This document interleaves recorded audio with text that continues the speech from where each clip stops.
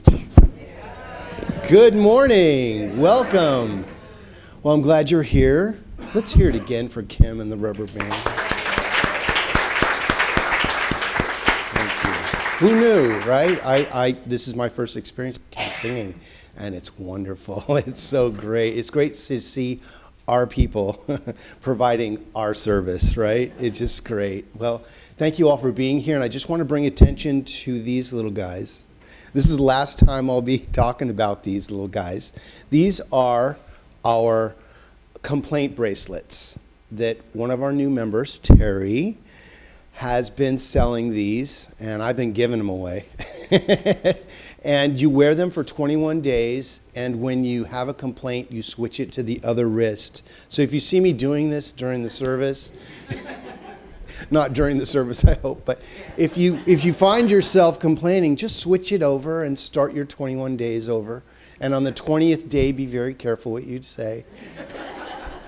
Or you just go through the whole year with a bracelet on. Or what I do, I just leave it here and I just snap it because I'm tired of changing it over, and I have this big welt right here now from snapping it. So. But Terry has a few of them left, and if you want to be part of the fun, see her after the service. They're just a couple bucks, and it supports our church. 100% of the proceeds goes to our church. It's a wonderful fundraiser, and it's her little project, and I'm just so proud of her for doing that. Thank you, Terry. So if you want one of these, there's only a few left. So, yeah, and there's a few in the bookstore, so they're only a couple bucks. So support your church. I bought 10 of them for like $50 or something like that. I just made a donation and then I gave them away. So everybody's like, oh, I didn't want one of these, but now I have one. So. There is one more announcement that I would like to bring to our attention. We gave away all of the certificates for our classes that have come forward, and we have one more who wasn't here during that giveaway of her certificate she earned for the foundations class. If you want to deepen your awareness of this teaching, take a class. It deepens not only your understanding of the material, but it connects you with people in the center. And all of a sudden you have this church family that arises out of the nothingness from which it came, and all of a sudden you have friends and people that understand you, and you talk the same lingo. And I would like to bring to the stage Paula Peterson. Let's hear it for Paula.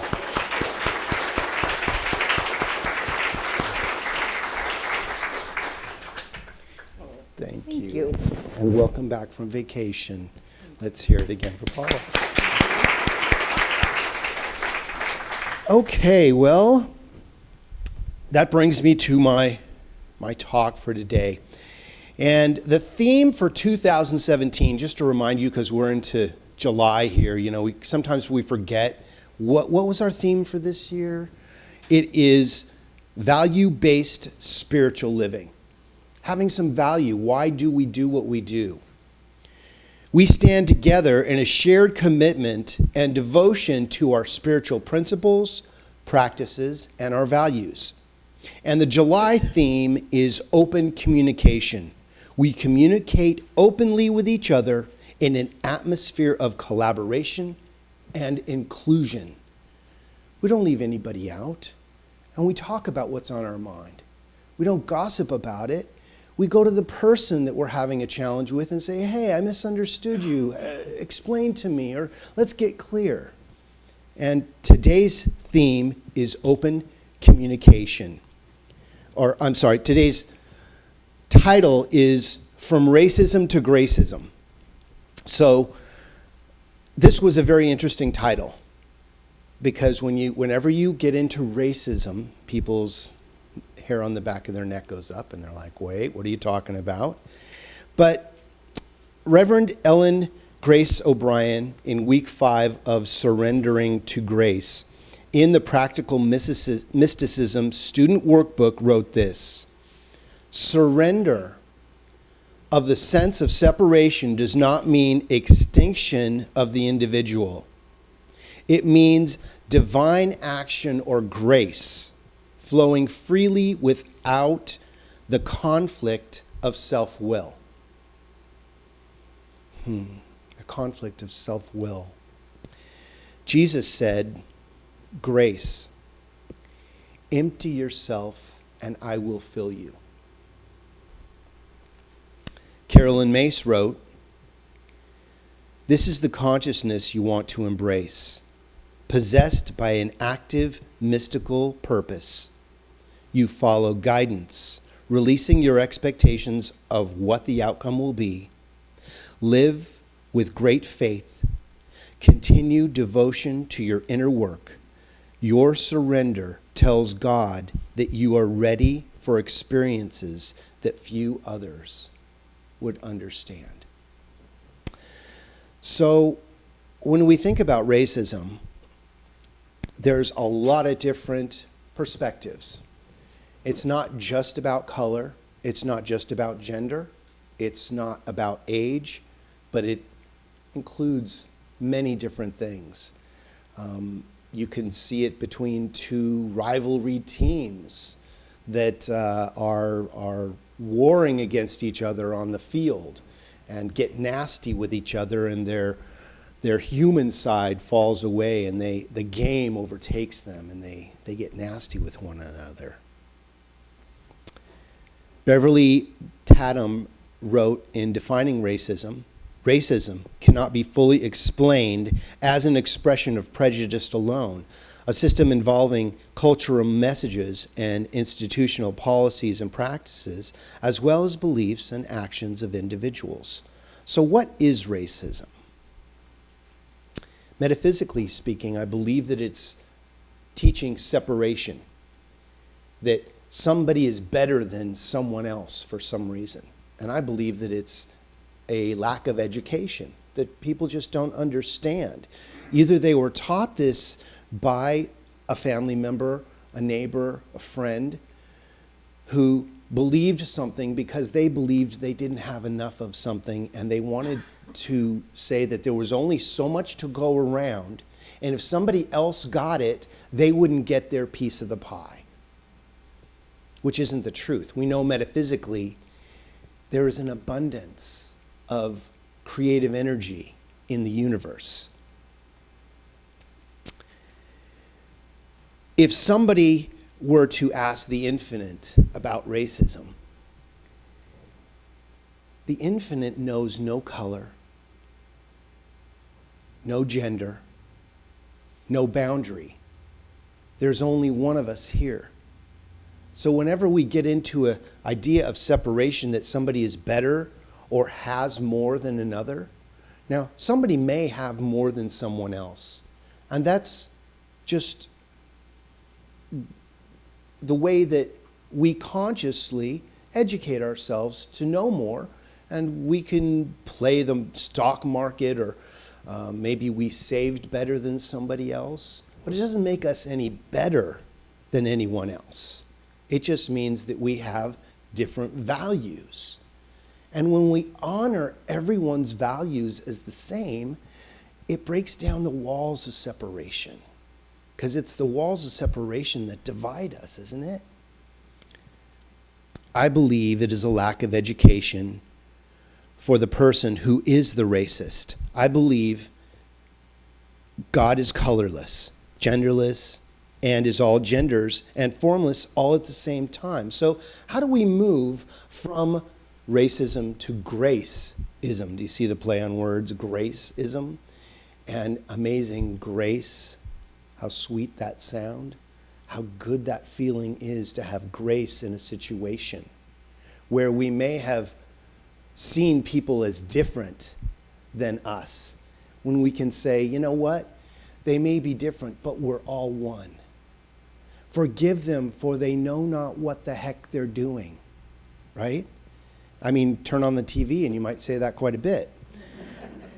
But you have the power to choose what you watch. And I always say, Animal Planet or, the Food Network or Travel Channel are all really good options to whatever political station you may be watching.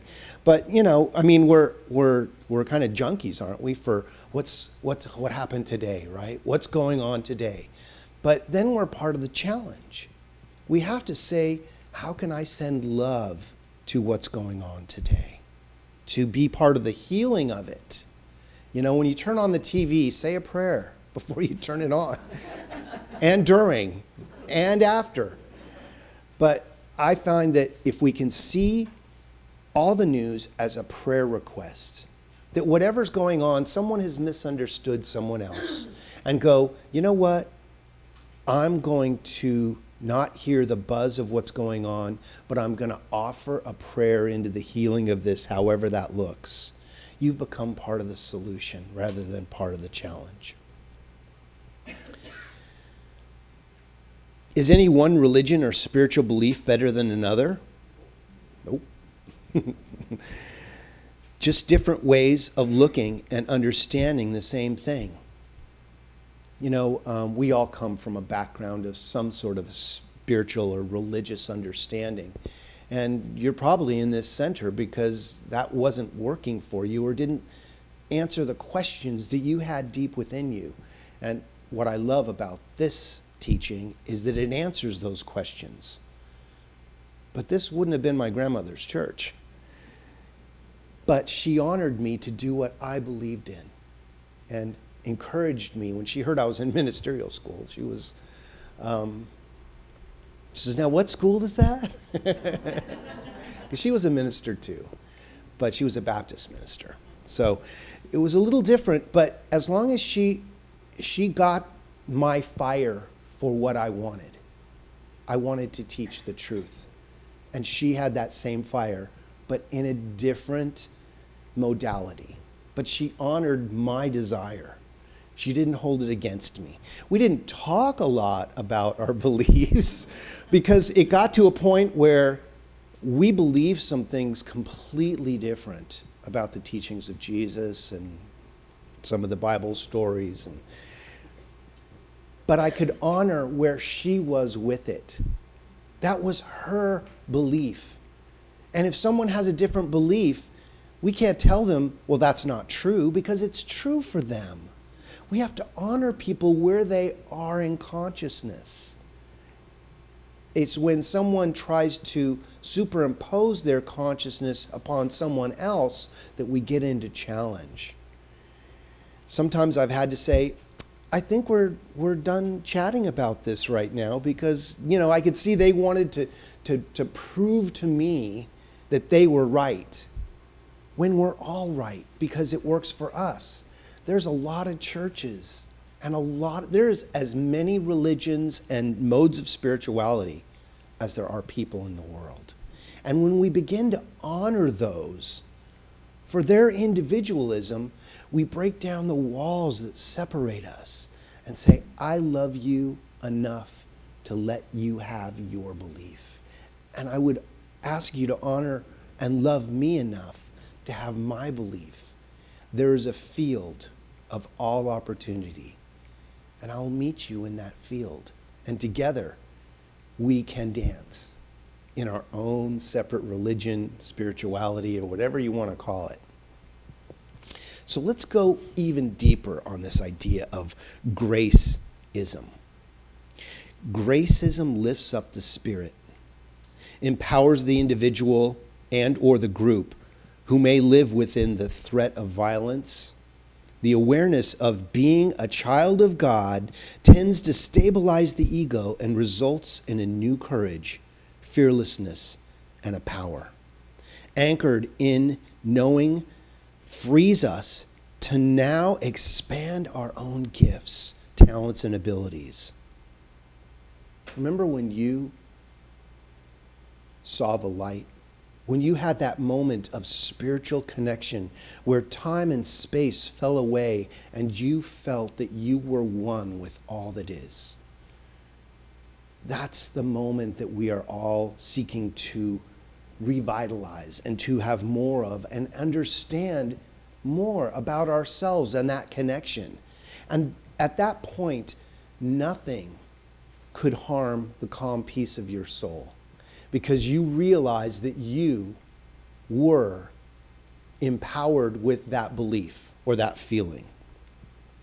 So I want to just talk a little bit about the song Amazing Grace. Isaac Newton's journey from captain to a slave ship to remorseful spiritual leader. Amazing Grace is one of the most famous hymns sung worldwide.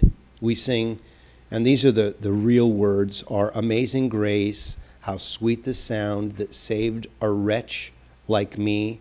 I once was lost, but now am found, was blind, and now I see. Newton's words are often modified, as they were today, by members of our New Thought movement. Whenever it's sung in a New Thought church, we change the wretch to a soul or make it a little more gentle.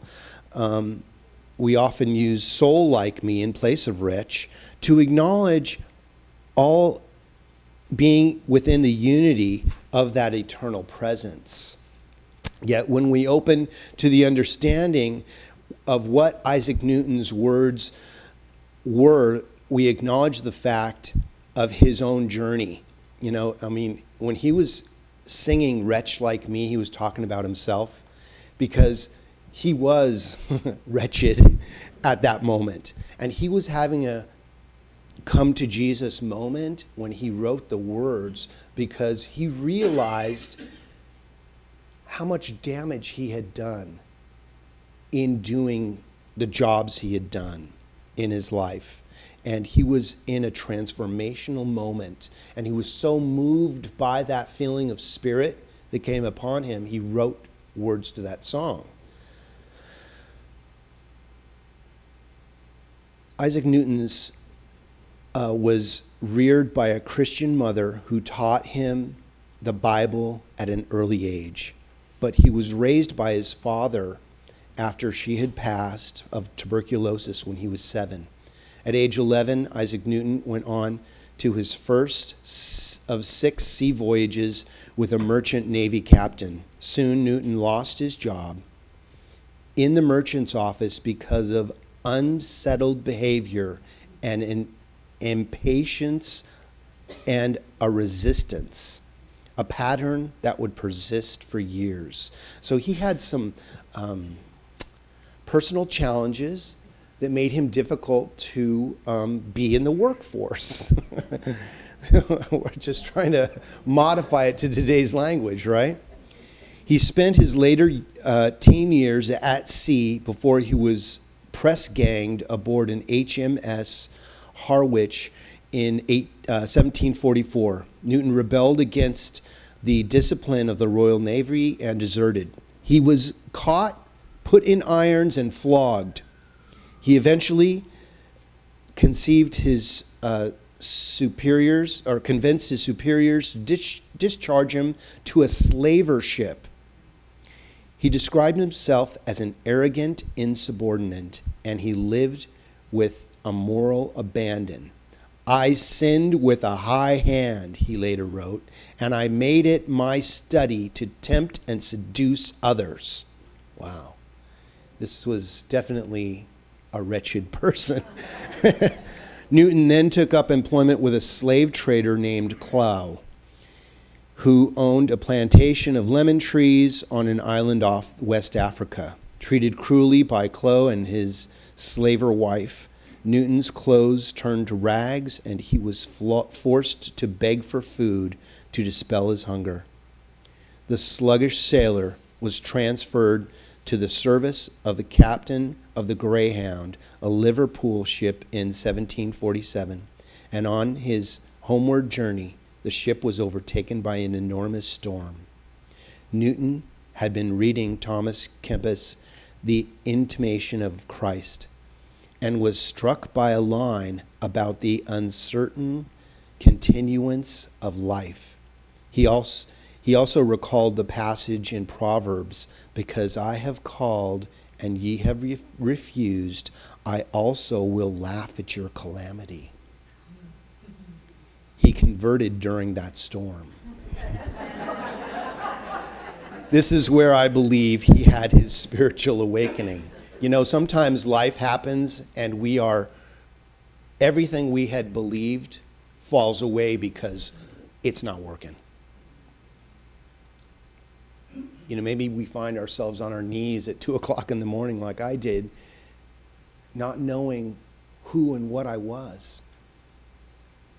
And all of a sudden, Spirit rushes in. Or actually, it's always been there, but it becomes awakened within us. We're never not spirit.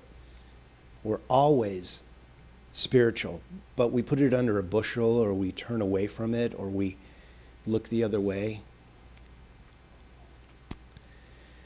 Influenced by both Wesley and George Whitefield, Newton adopted mild Calvinistic views and became increasingly disgusted with the slave trade and his role in it. He quit, was ordained into an evangelical ministry, and in 1764 took a parish in Oakley in Buckinghamshire. Newton challenged his friends to write hymns for their meetings, which he did until falling seriously ill in 1773. Newton later combined 280 of his own hymns with 68 of Cowper's in what was to become the popular only hymns. Among the well-known hymns included Amazing Grace and Oh, for a Closer Walk with God. So he went on to write, to really become in touch with his spiritual nature, and was moved to write poetry, which became hymns, about his experience. And of course, as we know, he was instrumental in changing the consciousness of ship owners and of the slave trade. He was the beginning of that new consciousness because of his, you don't work on a slave ship and then become an ordained minister because something happened to him from what he saw. So I wish Cal was here. We have so much great poetry today in our in our opening and in our talk. I selected a poem by Maya Angelou to conclude today's talk, and it's called A Brave and Startling Truth. We, this people, on a small and lonely planet, traveling through casual space, past aloof stars, across the way of indifferent sun, to a destination where all signs tell us it is possible and imperative that we learn. A brave and startling truth.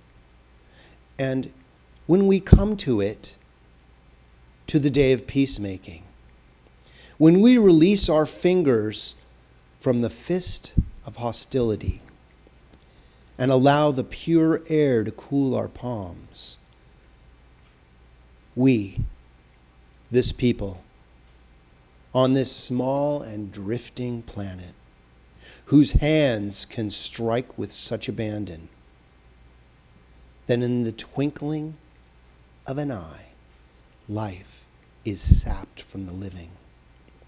Yet those same hands can touch with such healing, tenderness, that the haughty neck is happy to bow, and the proud back is glad to bend. Out of such chaos, of such contradiction, we learn that we are neither devils nor divines.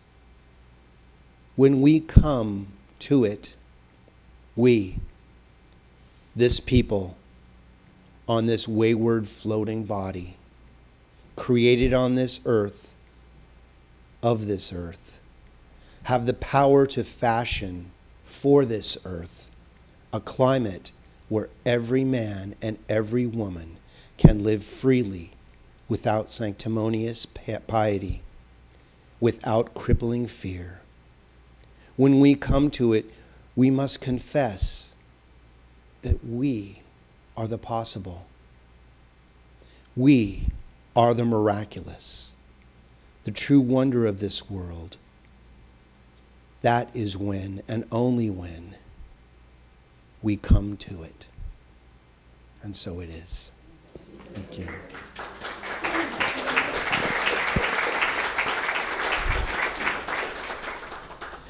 So we have some prayer this morning. So if you'd like to close your eyes, if that's comfortable for you, or take a soft focus on the candles, whatever takes you deeper, let's go there now.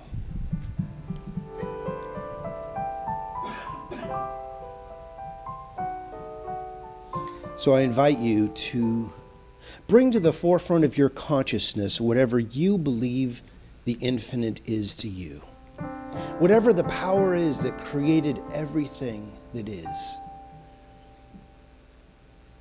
Call it God or Great Spirit, source energy, or whatever your idea of it is. Let's remember that power right now.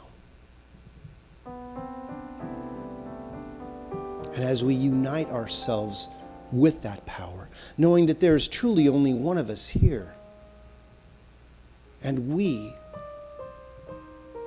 are part of that infinite wisdom.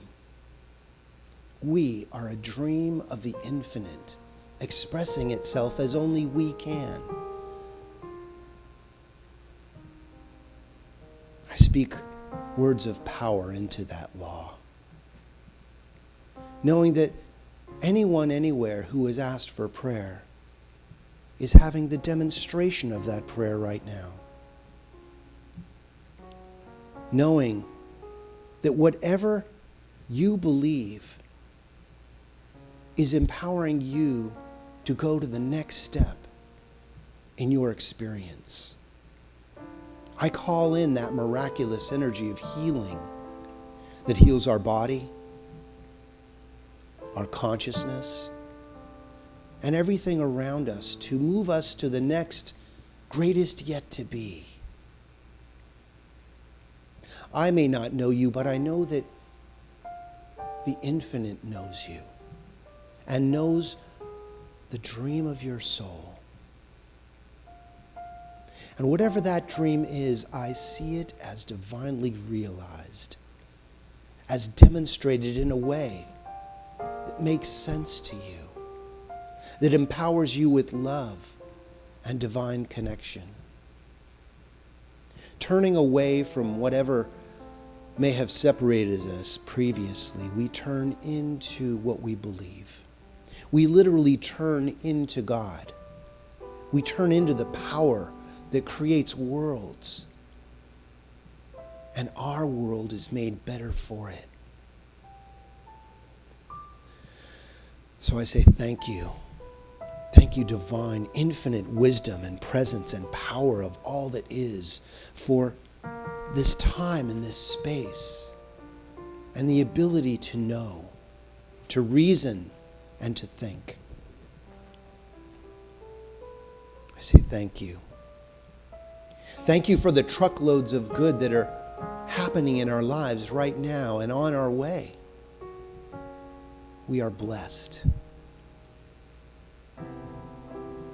So I let go. I place these words directly into the law of mind because I truly believe with all my heart and soul that it is done. As together we affirm by saying, and so it is. Amen.